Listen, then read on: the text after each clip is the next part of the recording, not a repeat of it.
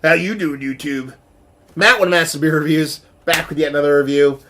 And, yeah, a little bit of smoked cognac Imperial Stout versus time.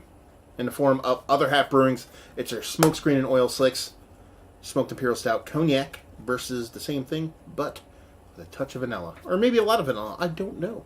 That's why we're doing this.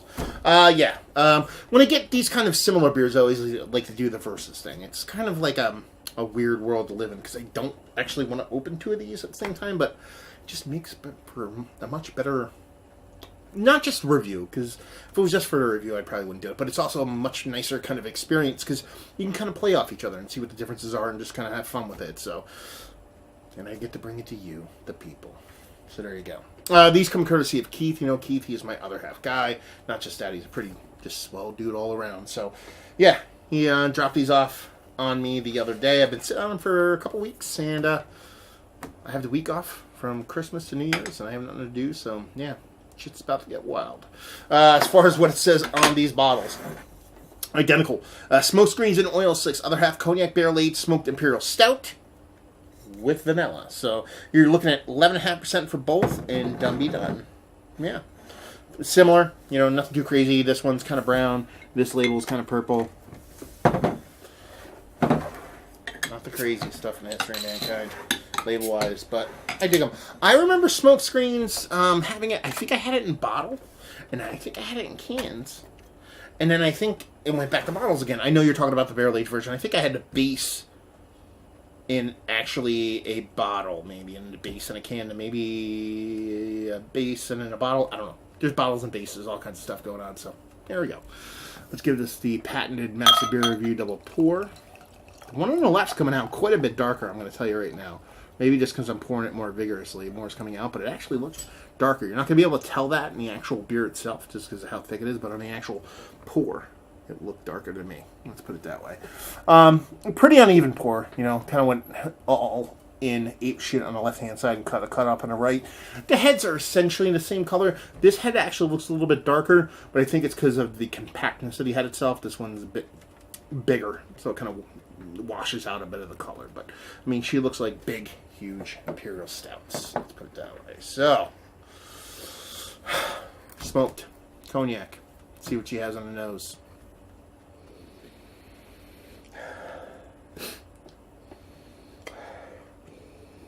Guess what? This smells like a cognac barrel-aged smoked Imperial Stout. Yeah, you're getting a nice, soft, bit of bittering, kind of roasted malt to it, with a bit of smoke. Nothing too crazy, not like Rosh beer style smoke. It's a bit of kind of just added component to a bit of just a dark roasted malt. Nothing too over the top smoke wise, but you're definitely getting that kind of cognac spirit in the beer itself. And it comes off sweet. I think the beer is actually pretty bittering. It might be even a little bit smokier than the actual nose is letting on, but I think that cognac barrel aging with that sweetness is just kind of beating it back. Maybe that little bit of smoke component is coming from the barrel too, but I think it's coming from the malt. But she smells rich, a little bit of savoriness to it, a little bit of beef jerky, maybe a little soy sauce vibes, just a touch to kind of give you a little bit of savoriness. But most of it is just kind of that sweet cognac on top of that smoked, kind of slightly bittering roasted malt. Let's see what the vanilla version has to offer. It actually is quite a big difference nose-wise. The vanilla kind of takes over and mutes a lot of what was going on in just this version. It adds this kind of like, I don't know what the word I'm looking for is. The vanilla just mutes the rest. It's still there. Everything's underneath the vanilla though, but the vanilla's not huge. It's still there. Yeah, it's just soft, slightly smoky vanilla, like almost like a burnt kind of marshmallow vibe. Right over the top of that cognac smoked maltiness. It definitely pushes it down. It smells like the same beer, just with that nose of this being kind of filtered through one of those burnt marshmallows. Let's put it that way. But with the vanilla being kind of a more a higher component, not by higher I mean more. I don't want to say strong. That's not the word I'm looking for.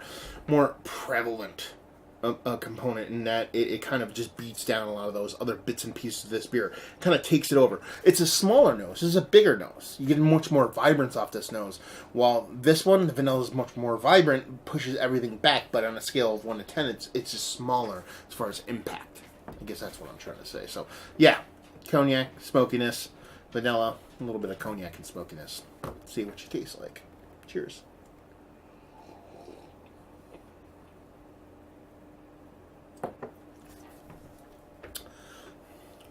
Not too bad. And smoke malt really comes through. I might even think you're getting a bit of kind of barrel of this. But I know OG smoke screens came off like a barrel charred beer to me. With no barreling, it tastes like, I'm like, I don't really get a spirit, but I'm getting a ton of barrel from it. So that could be the smoked malt that they're using in there. Probably exactly what it is. The cognac doesn't come off nearly as big and nearly as sweet as the nose is letting me on. Is that a bad thing? I don't think it's a bad thing, but I could do with a touch more kind of sweetness to it, because that smokiness and that bitterness from that malt is definitely the biggest component in the beer.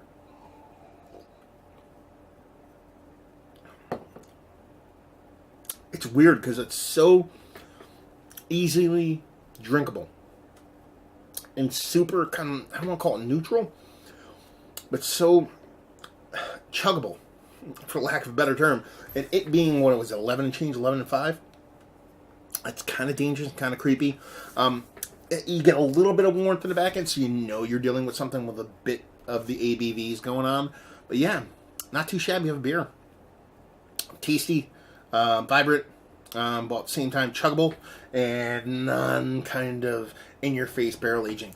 Nice. I just do a little bit more of that cognac, but again, I think the balance is kind of spot on if you wanted to balance all three components together. Let's put it that way. I just kind of want the cognac to lead the day. Good stuff. Drinkable. A little bit thin. It's probably be my biggest kind of knock on it. Let's see what the vanilla portion has to offer.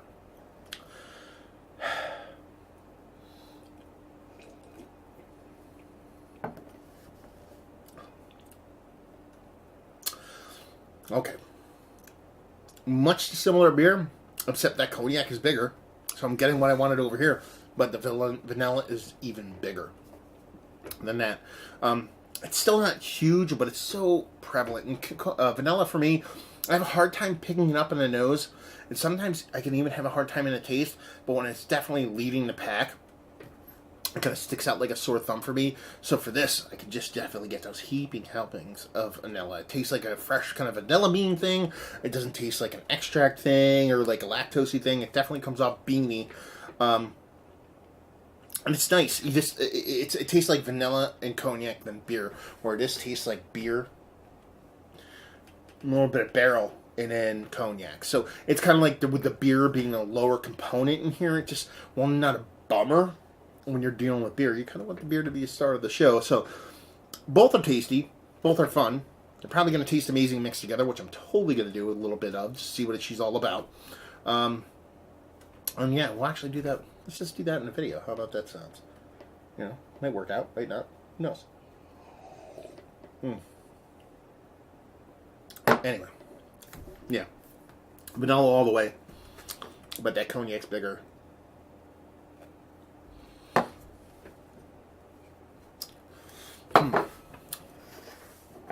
Charry, more kind of smokiness over here. The cognac being smaller. Let's do a little bit of that Cuvée-ness. See what she's got going on there. Mixing the two together. I'm telling you, it's going to be a winner.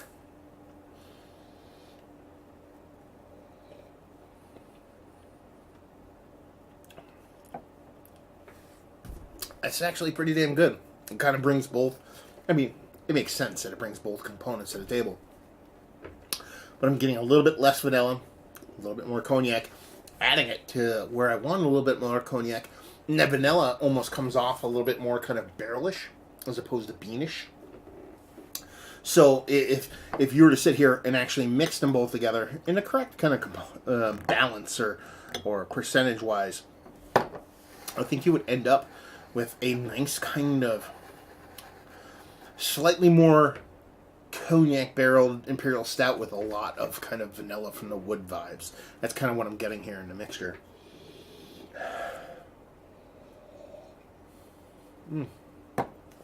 Yeah, I vote for that one. They all have their own redeeming qualities, let's put it that way. Like I said, the barrel-aged version definitely comes off more of a beer. The non-vanilla version, I'd say, comes off more as a beer. And it's a good thing. I like it when a beer is the star of the show. But the cognac was there enough to tease me and not give me what I wanted. Over here, I was getting a little bit more cognac, it tasted like. But that vanilla was just too big, or just big enough to kind of push all that down below. Mix them both together, you kind of just bring a little bit of vanilla here, kind of adds to them like barrel vibes, gives you a little bit more cognac, and that smoked beer kind of takes it all and kind of makes it more of a balanced thing. I know, like I said, over here, it was kind of a more balanced component just from the barrel to the beer. But for me, as far as balance, when I talk about balance, I'm going to talk about 100% across the board. Similar balance, talking about where I want things to lie to be a cohesive, harmonic beer. The kind of mixture of the two kind of does it for me. All in all, it's fun stuff across the board. And that's why I do these kind of like versus kind of beers, I guess you would say, is to kind of see what's what compared to each other. And yeah, good stuff across the board, fun stuff across the board. And unique across the board. Good barreling, good beers in general. So there you go. So let's talk about, are these some of the better barrel-aged beers that I've had as of late? No. Definitely not bad by any sense of the imagination, but at the same time, tasty stuff nonetheless. It's, Other Half makes beautiful barrel-aged beers. Have they ever made something that's kind of blown me away? I don't think so. I don't remember. Let's put it that way. But I enjoy what they put out. So while they're nice, they just missed the mark for me as far as just like killing it. Value and availability. It's Other Half. Actually, oddly enough, I do see their barrel-aged beers hit the shelves every now and then in random places, even outside of New York City. So take that for what it's worth. I don't know if it's bootlegging or not, but it's essentially typically something you have to go to the brewery for. But their stouts tend to stick around a little bit longer than their cans. Value, I'm assuming $20, give or take a couple bucks for barrel-aged beer. That's kind of the norm, especially for Other Half. And just leave you with, if you like what we like these. They definitely represent cognac barrels well. They definitely represent the smoked beer well. Not necessarily in that super smoke Rosh beer kind of thing, as I said, but it definitely has that nice smokiness to it. Vanilla's in play here, but it'd be really cool. I mean, if you want to play along, pick up two of these and kind of mix them together and see if I'm kind of just way out there in the middle of nowhere as far as my opinion. But I think I'm pretty spot on, because I think they're pretty good things and stuffs and words and beers, especially when you kind of ham them together and do the whole fun cuvee thing to see if, whatever. But, yeah, what do you like if you like this? If you like barrel-aged beers, if you like cognac barrel-aged beers, and you like smoked barrel-aged beers, or smoked barrel-aged, doesn't even make sense. Smoked beers and cognac barrel-aged beers, you like these. Fumbled the end of that one. Fumbled through that whole review, but we'll get through it eventually. So there you go. Hopefully you guys enjoyed the review. If you didn't, anywhere in between, down there, Words and Stuff and Things. Facebook, Twitter, Instagram, Untapped, Massive Beers. All four of those places if you want to check me out somewhere else. And hopefully you guys enjoyed the review. Hopefully enjoying a nice Other Half barrel-aged beer right now. And hope to see you next time. Cheers.